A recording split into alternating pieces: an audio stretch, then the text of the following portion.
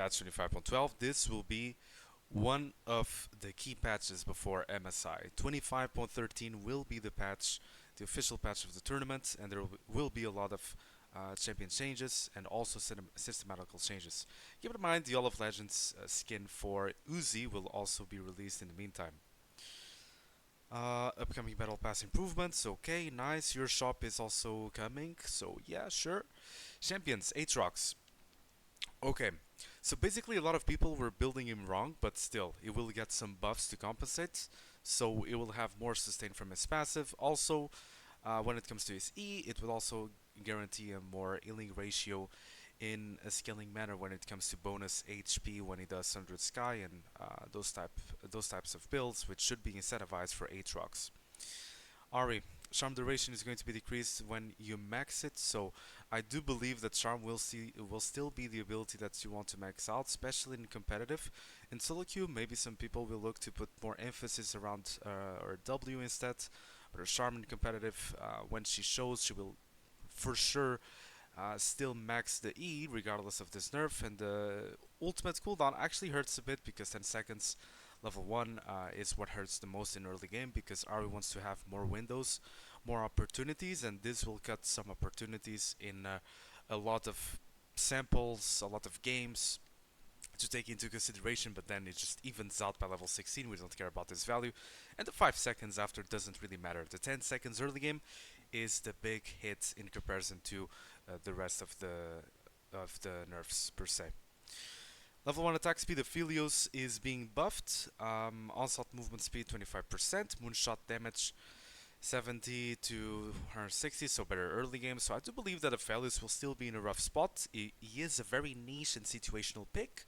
However, I do believe that in some certain spots he will be able to shine himself through. So not for now. I would say that he is and will be a niche pick, but nice little buff for Aphelios per se. Aurora, magic resistance up by 2, so this is a mid lane buff, most likely. And they want to buff her for MSI, but they will need to still buff her more if they want her to show for MSI. Because despite 10% AP being up, yes, it's a nice buff for sure, but it's not reliable to bring Aurora to full viability. Like, it's a nice damage increase, sure, but definitely not enough. Little nice mid lane Aurora buff, but nothing over the top.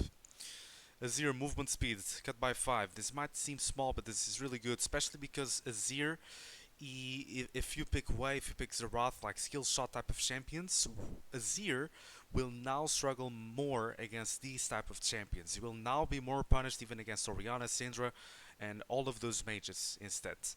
Even if you're playing an assassin like Akali, for example, now you can catch up more easily to Azir despite playing mid lane against this champion. So his attack speed is going down, is very bad for solo queue overall, but they're nerfing him for MSI because it's just too strong for pro play.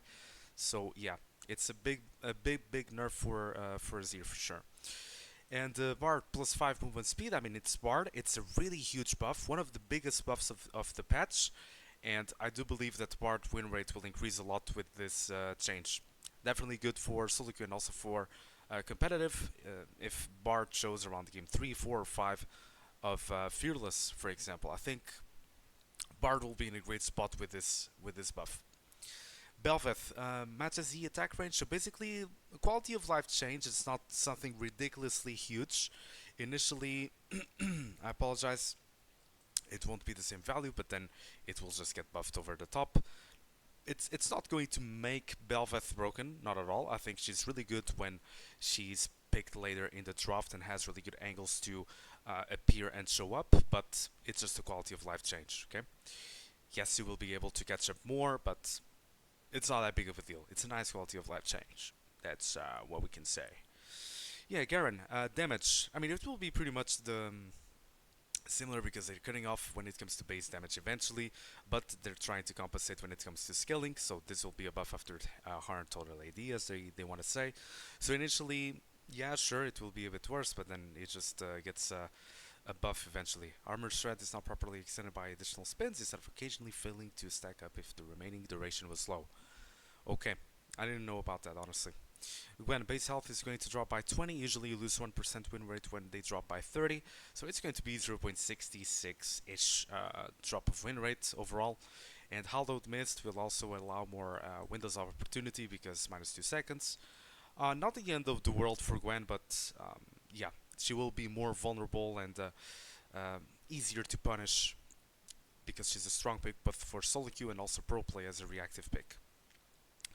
Jax has been quite under, has been quite under the radar for the past few patches. So he's getting a buff for bonus attack speed. This means that extended fights Jax will heavily like his passive buff, and it will be good for early game.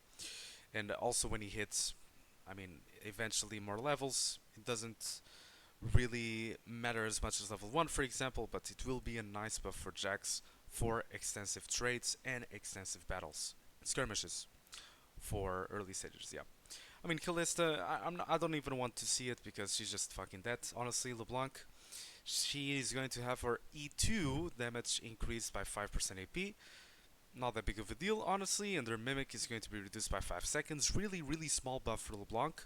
Lee Sin, this is a big buff, not only because he has minus 1 second on his E, but now he gives plus 15% slow in early levels, and despite losing 5% by level 5 of the ability, you still get plus 15%, which makes it a lot easier for you to hit abilities, and it will also make sure that it's easier for your teammates to catch up to your opponent, and you have this ability 1 second earlier. Really big buff for Lee Sin, as he has been completely disappeared from the competitive scene. Mordekaiser Q is going to get buffed by 20 damage by level 9. I don't like this direction of buff. I think, yes, it will be a buff. It's a nice buff eventually, but it will not change Mordekaiser's state. Neeko, really big nerf and one of the biggest losers of the patch because it's oriented to be a support nerf, but it's also a mid lane nerf because Neeko, as you guys know, is not the greatest scaler of the game. You're not picking Neeko as a scaler to eventually reach level 13, 14 and have big spikes. No, that's not why you picked the champion. You picked the champion because of how much pressure she can apply and enable for yourself in mid lane and in support because of early levels. So they nerfed by 20 damage level 1 her Q, and eventually the value goes back at the same by level 9, of course, by level 5 of the ability, and you will get 10% more AP. Do we care about the 10% more AP? Okay, we kinda do, right? But not as much as the base value. So Neeko losing this amount of damage for early game, 20 damage level 1 and then level 3, 15. It's a huge nerf for Neeko early game. So I'm pretty sure that her priority will decrease by a lot in MSI and also solo queue. Also, bonus magic damage will be reduced on her W. Swipe, Nidalee, Cougar form will be buffed by 15% AP. Okay, it's a buff. Will it completely and drastically change Nidalee's state? No, it's a really small change, I would say, despite being plus 15% AP. Yeah, I don't think she will utilize this as much, and it won't matter as much.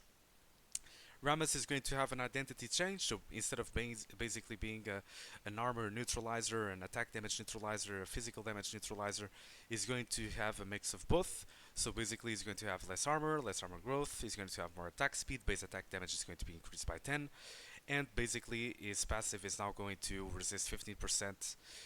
Is now going to gain, actually, 15% of his total armor magic resistance bonus AD, instead of only targeting armor on passive, which is why it's being removed.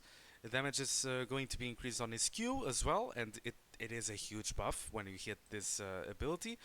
And it really depends on what you really want to max first because of the taunt duration. But when it comes to W, the duration is now going to be 7 seconds, so it's a buff. But the W duration is no longer increased on basic attacks, okay? So this is the minus part of the ability. Bonus armor is going to be decreased all over, but bonus magic resistance is going to be increased by a lot. So you lose 13 here, and then you win actually 17 here, and also percentage, which is going to be buffed until 60% total magic resistance. Same value for armor, pretty much. Dragon damage now properly reflects damage from dragon's basic attacks. Same for Thornmail, which is nice.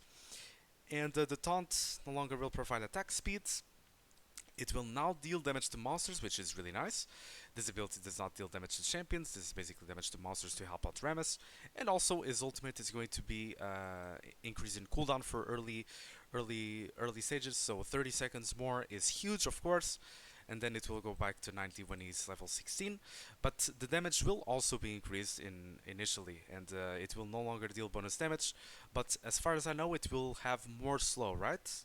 Exactly. So instead of 15% slow, it will now give 30% slow, but it will no longer stack. Okay?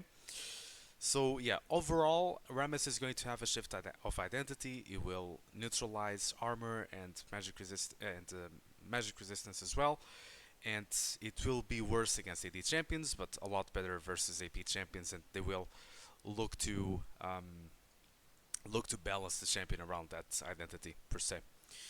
Rumble Q is going. I mean, obviously, Rumble for solo queue is not that big of a deal. For solo queue, it's not a problem at all. But it's pro play nerf basically because of his Q. They want to make it easier for Sion, Shogath, and high HP type of champions to survive against Rumble.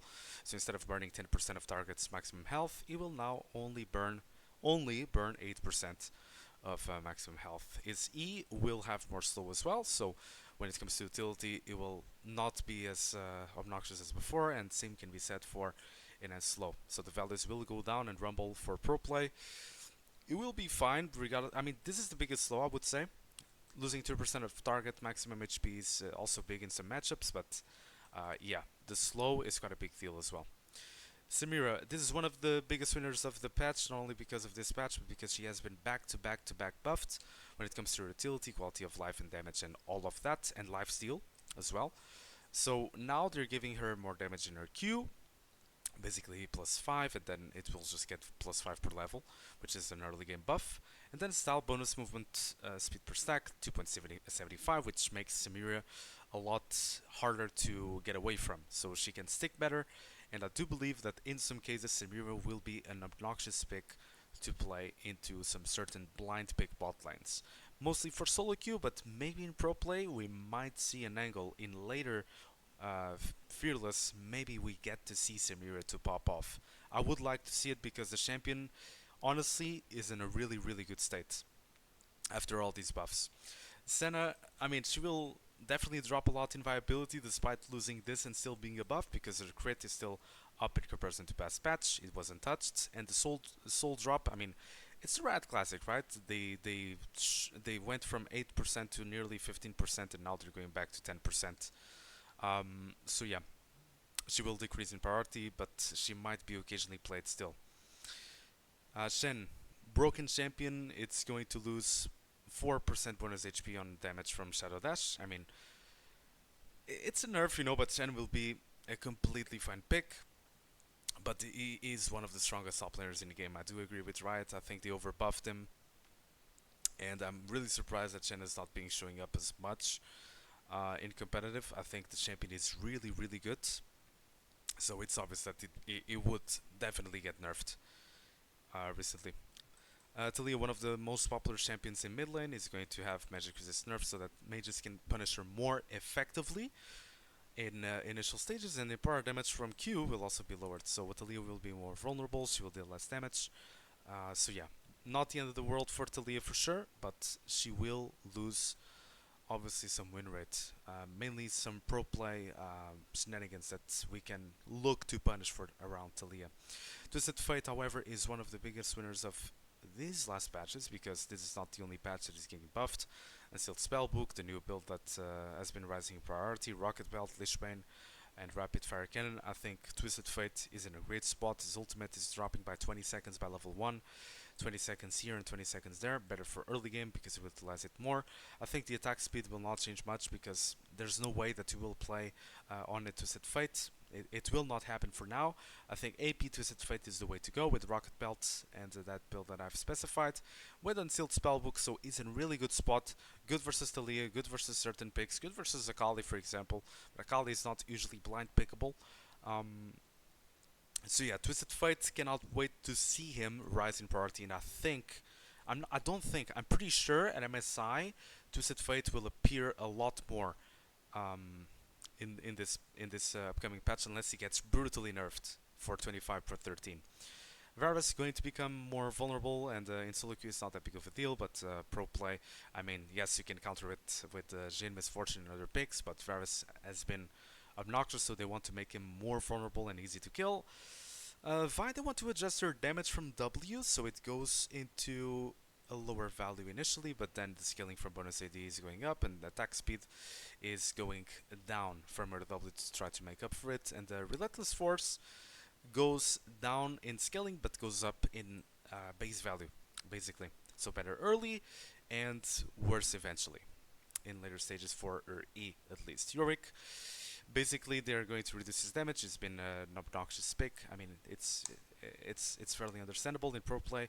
A lot of players are blind picking it, and there's no Aurelia players, and it's really hard to play Aurelia with 40, 50 MS. So unless you have 0 MS, or you can really play Aurelia in a perfect way, then yes, you can look to punish Yorick, but Yorick is really, really difficult to actually punish despite him blind picking. It's a really good blind pick, so they're looking to reduce his level of priority by reducing his passive attack speed and also the Q going down.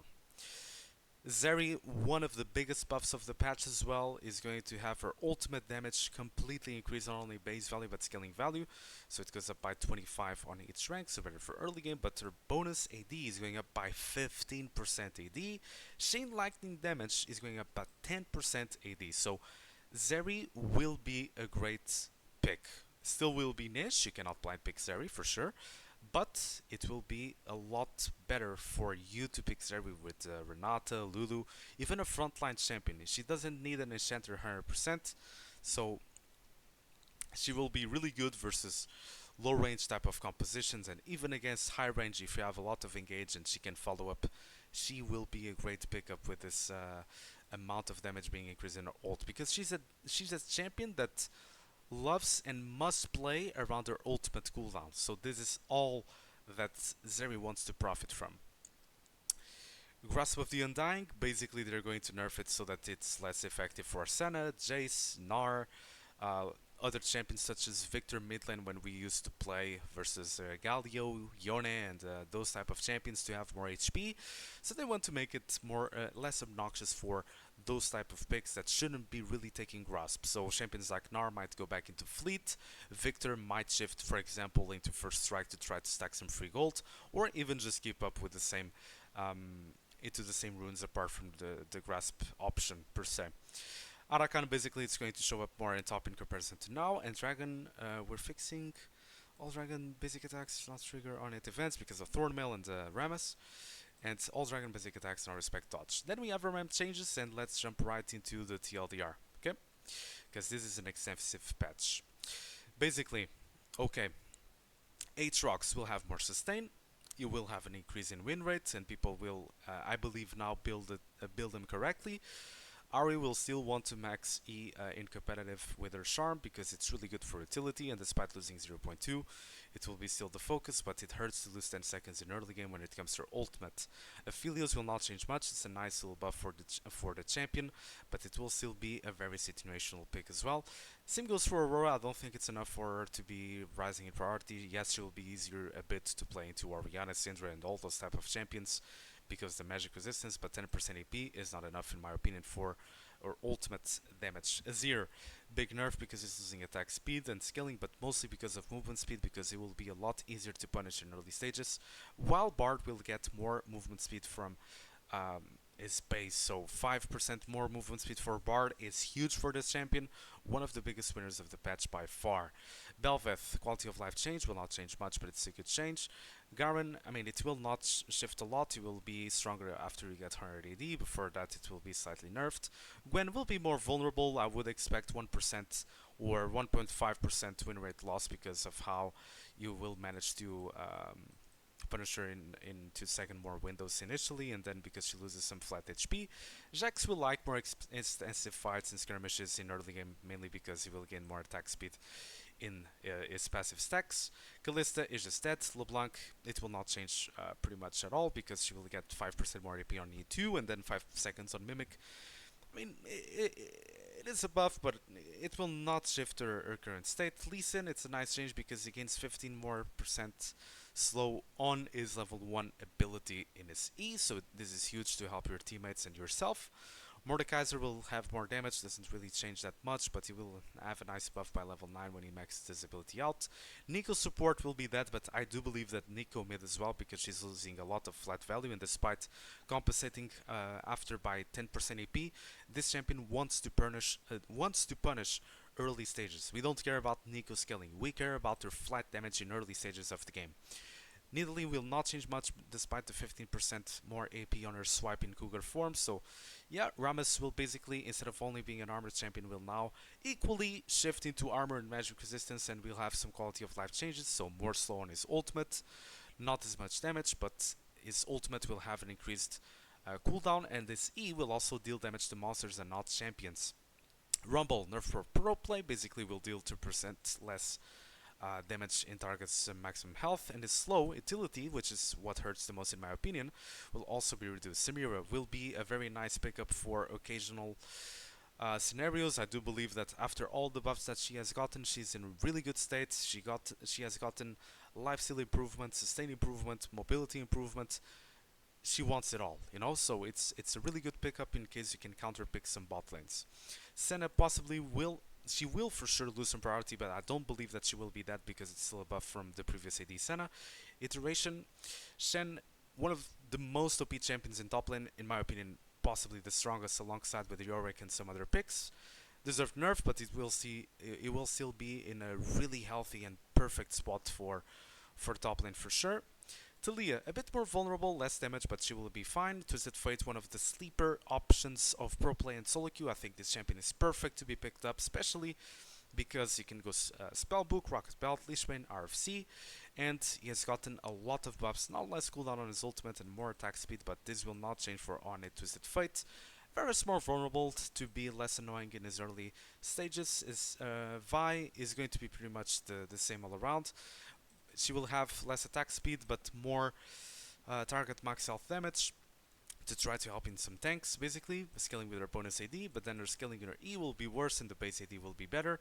Yorick is losing some damage and also some attack speed in his passive, and Zeri will get a huge damage amount going into her ultimate, which is what she wants. In my opinion, the biggest buff of the patch, alongside with Bard, for sure. And Samira, I mean, compiling all of the buffs that she has gotten, also one of the biggest winners.